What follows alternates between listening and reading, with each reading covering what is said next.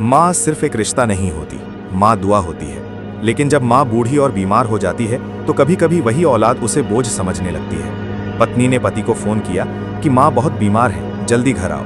पति घबराकर घर पहुंचा तो देखा माँ चारपाई पर बेसहारा पड़ी थी। बेटे ने झुंझलाकर कहा, माँ कितनी बार कहा है इधर उधर मत जाया करो, अब देखो बीमार हो गई। माँ चुप रही। पत्नी पति को अलग ले जाकर बोली, इन्हें ओल्ड होम छोड़ाते हैं। पति बोला, लोग क्या कहेंगे? पत्नी ने कहा, माँ हमारी है, लोगों को क्या। डॉक्टरों से बात हो गई है, रिपोर्ट बन जाएगी कि ये पागल हैं और बच्चों के लिए खतरा है। कुछ पल बाद पति ने हाँ कर दी। माँ को गाड़ी में बैठाया गया। वो बार बार बेटे का चेहरा देखती रही मगर कुछ कह ना सकी।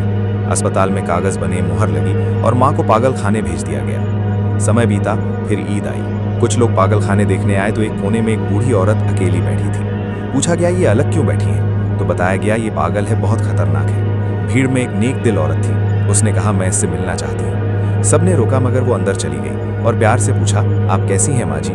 बूढ़ी माँ रो पड़ी और बोली, बेटी बस जिंदा हूँ, और उससे लिपट गई। सच सामने आ गया कि वो पागल नहीं बल्कि एक माँ थी जिसे उसकी औलाद ने छोड़ दिया था। उस नेक औरत ने माँ को अपने घर ले जाने की बात कही और माँ मान गई। माँ बड़े घर में रहने लगी। एक दिन दरवाजे पर एक भिखारी आया, फटे कपड़े, टूटे जूते और भूखी आंखें। बोला, माई भगवान के नाम पर कुछ दे दो।